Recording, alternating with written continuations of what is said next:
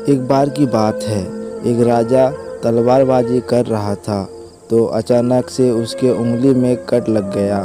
तो वापस खड़े मंत्री अचानक बोल उठे, राजा साहब चिंता ना करें, जो होता है अच्छे के लिए होता है।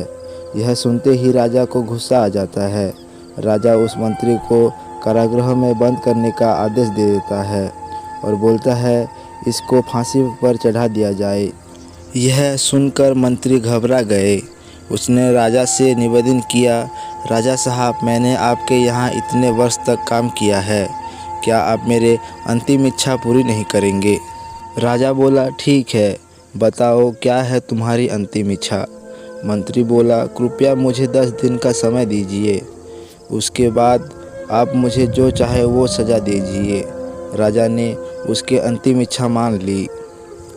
राजा दूसरे दिन अपने सैनिकों के साथ जंगल में शिकार पर निकल गए। जंगल के बीच में राजा अपने सैनिकों से बिछड़ गए और रास्ता भटक गए।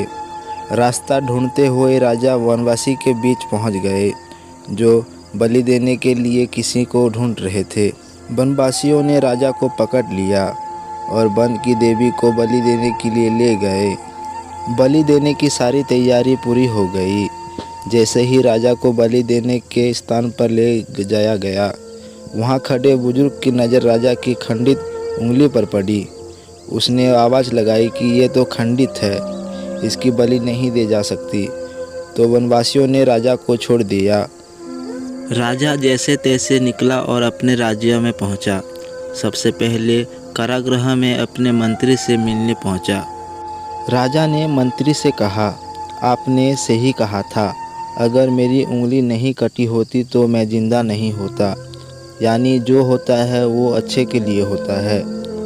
राजा ने फिर पूछा, मेरा तो फ़ायदा हुआ, लेकिन आपका कैसे फ़ायदा हुआ?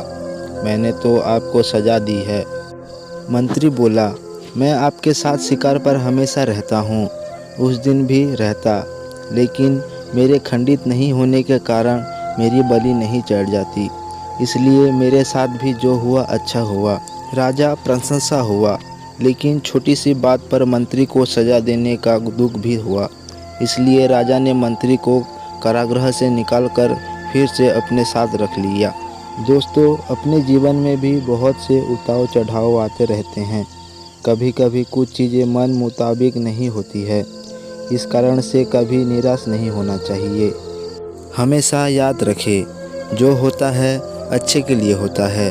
भले ही कुछ अच्छा हो या ना हो, लेकिन उस परिस्थिति के प्रति सकारात्मक नज़रिया रखने से उसका प्रभाव बहुत कम हो जाता है।